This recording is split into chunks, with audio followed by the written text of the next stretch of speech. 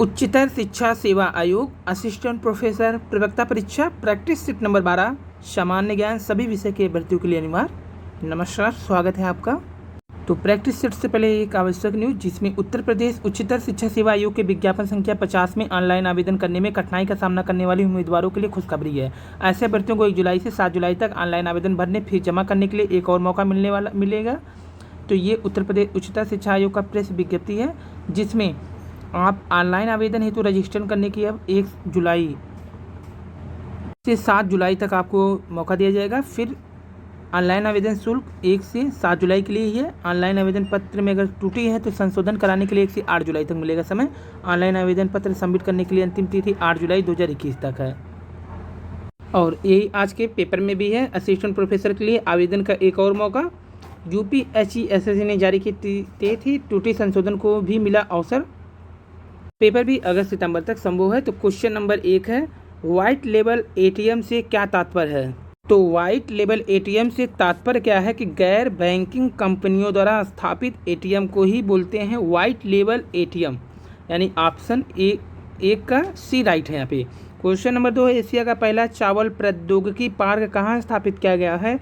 तो ये कर्नाटक में स्थापित किया गया है एशिया का पहला चावल प्रौद्योगिकी पार्क। क्वेश्चन नंबर 3 है, पद्म सम्मान कितने लोगों को दिया गया है? तो 3 का ए है, 43 लोगों को पद्म सम्मान दिया गया है। क्वेश्चन नंबर 4 है, भारत का एकमात्र शहर जहां सार्वजनिक परिवहन के साधन के रूप में मोनोरेल परिचालित है, कौन सा है? तो ये 4 का ऑप्शन बी यानी मुंबई है। क्वेश्चन नंबर 5 है, शैक्षिक समस्याओं का सर्वोत्तम समाधान हो सकता है? तो शैक्षिक समस्याओं का सर्वोत्तम समाधान समूह परिचर्चा के द्वारा ही हो सकता है, यानी ऑप्शन 5 का ए राइट है। क्वेश्चन नंबर 6, निम्न में अनुसंधान अध्ययन की साध्यता को किस प्रकार में देखा जाए? तो 6 का राइट ऑप्शन हो जाएगा डी, उपयुक्त सभी, यानी संभाव, नैतिक मामले, अनुसंधानकर्ता के लिए अपेक्षित कार्य कौशल, अनुसंधान के लिए अपेक्षित लागत और समय, यानी उपयुक्त सभी के लिए। क्वेश्चन नंबर 7 है, एक समिष्ट का आकार 100 है तथा उसमें से प्रत्येक 5वें व्यक्ति को न्यायाधीश में शामिल किया गया है। न्यायाधीश चयन की इस विधि को क्या कहते हैं? तो 7 का राइट ऑप्शन हो जाएगा ए, यानी अकस्मात या यादृच्छिक। 7 का राइट ऑप्शन हो जाएगा ए, अकस्मात या यादृच्छिक। क्वेश्चन नंबर 8 है, स्कोबी की स्थापना करने वाला अभिकरण है? तो यहाँ पर UGC है जो स्कोबी की स्थापना किया है, यानी ऑप्शन ए राइट है। क्वेश्चन नंबर 9 है, उच्च शिक्षित वर्ग के संदर्भ में आपका मत है कि? तो 9 का सी, यह वर्ग अपनी सामाजिक प्रतिबद्धता के प्रति जागृत है, यानी सी ऑप्शन राइट है। क्वेश्चन नंबर 10 है, भारत में सिलिकॉन वैली कहाँ स्थित है? तो ये बेंगलुरु में स्थित है, यानी ऑप्शन सी। क्वेश्चन नंबर 11 है, इंटरनेट क्या है? तो 11 का डी, कंप्यूटर पर आधारित तंत्र है, कंप्यूटर पर आधारित अंतर्राष्ट्रीय सूचनाओं का ये तंत्र है इंटरनेट। क्वेश्चन नंबर 12, ई व्यापार का अर्थ क्या है? तो ई व्यापार का अर्थ है इंटरनेट पर व्यापार, बी ऑप्शन यहाँ पर सही है। क्वेश्चन नंबर 13 है, निम्न में कौन सा एक नवीकरणीय ऊर्जा प्रमाण पत्र है? तो यहाँ पर 13 का B, green tax. Question number 14, निम्न में से डॉक्टर नीरज राय के नेतृत्व में वैज्ञानिक के एक दल ने गोरा बनने वाली किस जीन की खोज की है? तो 14 का राइट ऑप्शन ए हो जाएगा, यानी SLC45A2 का। तो ये हो गया 14 का right option A. Question number 15, लाल कुर्तीधारियों यानी खुदाई खिदमतकार का कार्य खान अब्दुल गफ्फार खान द्वारा संयोजित था। यह सविनय अवज्ञा आंदोलन का समर्थन था। 15 का क्या हो जाएगा यहाँ पर? उत्तर पश्चिमी सीमांत भाग में सरकार के सैन्य अभियान का विरोध करना, इसी ऑप्शन। क्वेश्चन नंबर 16, माउंटबेटन योजना 3 जून 1947 का संबंध था। तो ये संबंध जो था एक ऐसा तरीका जिसके द्वारा ब्रिटिश के हाथों भारतीयों को सत्ता सौंपना। क्वेश्चन नंबर 17, निम्नलिखित कथन पर विचार करिए। सारनाथ स्थित अशोक स्तंभ के शीर्ष की अनुकृति को भारत के राजचिन्ह के रूप में स्वीकार किया गया है, सही है। इस राजचिन्ह में देवनागरी लिपि में सत्यमेव जयते अंकित है, जो मुंडकोपनिषद से लिया गया है, ये भी सत्य है, यानी 17 का जो राइट ऑप्शन 1 और 2 दोनों सही है। क्वेश्चन नंबर 18 है, भारतीय संस्कृत पूरी तरह न हिंदू है, न इस्लामी है, न कुशन है, वह सबका संयोजन है, यह कथन किसका है? तो 18 का ए महात्मा गांधी का ये कथन है। क्वेश्चन नंबर 19 है, भारतीय मानक समय की देशांतर रेखा 82 डिग्री 30 मिनट 82.5 डिग्री किस नगर से होकर गुजरती है? तो ये 19 का डी यानी इलाहाबाद से होकर गुजरती है। क्वेश्चन नंबर 20, विदर्भ एक प्रादेशिक नाम है भारत में और यह कहाँ पे है? तो ये महाराष्ट्र का अंग है। विदर्भ यहाँ काफ़ी सूखा भी पड़ता है। तो ये क्वेश्चन नंबर 21, भारतीय मानक समय IST एवं ग्रीनविच माध्य समय यानी GMT में अंतर कितना होता है?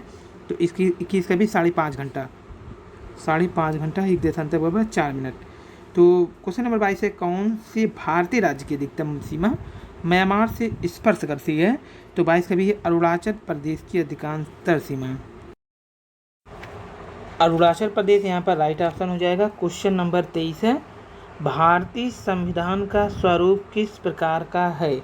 तो भारतीय संविधान का प्रारूप जो है संरचना में संघात्मक और भावना में एकात्मक, यानी संरचना देखेंगे तो संघात्मक हो जाएगा, लेकिन भावना में देखेंगे तो एकात्मक हो जाएगा। ऑप्शन यहाँ पे जो हो जाएगा सी राइट। क्वेश्चन नंबर 24, भारत के संविधान की रचना हेतु संविधान सभा का विचार निम्नलिखित में सर्वप्रथम किसने प्रस्तुत किया था? तो 24 का जो राइट ऑप्शन हो जाएगा ए स्वराज पार्टी ने 1924 ईस्वी में किया था। क्वेश्चन नंबर 25 है, सिविल अधिकार संरक्षण अधिनियम का विस्तार है। तो 25 का राइट ऑप्शन हो जाएगा ए संपूर्ण भारत पर सिविल अधिकार संरक्षण अधिनियम का विस्तार है। क्वेश्चन नंबर 26 है, भारत के राष्ट्रपति संसद के दोनों सदनों को प्रथम सत्र के प्रारंभ में कब संबोधित करते हैं? तो 26 का सी ए और बी दोनों यानी प्रतिवर्ष और लोकसभा के लिए प्रत्येक आम चुनाव के बाद। क्वेश्चन नंबर 27, राष्ट्रपति द्वारा प्रसारित अध्यादेश प्रायः तो सी हो जाएगा संसद के अगले सत्र के प्रारंभ होने के पश्चात 6 सप्ताह तक लागू रहता है। संसद के अगले सत्र के प्रारंभ होने के पश्चात 6 सप्ताह तक ये लागू रहता है राष्ट्रपति के प्रसारित अध्यादेश। अब यहाँ पे सुमेलित करना है, यहाँ सूची है, यहाँ वर्ष है, तो सूची 1 योजना और सूची 2 में वर्ष है। तो यहाँ पर जो क्वेश्चन नंबर 28 का सुमेलित करना है तो इसमें हो जाएगा जवाहर ग्राम समृद्धि योजना, ये आ जाएगा 1997 में और दीनदयाल ग्रामीण संपर्क योजना 1999 में। पल्स पोलियो कार्यक्रम ये चला जाएगा आपका 1996 में और फिर राष्ट्रीय कृषि बीमा योजना ये आ जाएगा 1P 1999 में, यानी 28 का जो राइट ऑप्शन बन जाएगा यहाँ पर 3, 4, 2, 1 ए हो जाएगा। जवाहर ग्राम समृद्धि योजना 1997, दीनदयाल ग्रामीण संपर्क योजना 1999 में, पल्स पोलियो कार्यक्रम 1996 में, जबकि राष्ट्रीय कृषि बीमा योजना 1999 में। क्वेश्चन नंबर 29, निर्मल ग्राम पुरस्कार योजना का उद्देश्य है। तो 29 का जो राइट ऑप्शन ए है यानी स्वच्छता। क्वेश्चन नंबर 30, ग्रामीण पंचवर्षीय योजना के अंतर्गत जैव प्रौद्योगिकी के विकास है तो निम्नलिखित क्षेत्रों संस्थानों के निर्माण का लक्ष्य है। तो यहाँ पे जो कूट होगा सही 30 का उपयोग सभी हो जाएगा। ग्रामीण पंचवर्षीय योजना के अंतर्गत जैव प्रौद्योगिकी के विकास है तो निम्नलिखित 6 संस्थानों का निर्माण करना लक्ष्य है। तो स्टेम सेल के अनुसंधान, मरीन बायोटेक्निकी, सेरी बायोटेक्निकी, पशु बायोटेक्निकी, यानी यहाँ पर सभी ऑप्शन यानी उपयुक्त सभी सही है। तो ये थे आज के असिस्टेंट प्रोफेसर संबंधित महत्वपूर्ण 30 क्वेश्चन पसंद आए, वीडियो पसंद आए लाइक करिए, चैनल को जरूर सब्सक्राइब कीजिए ताकि आपको सभी क्वेश्चन प्राप्त होते हैं।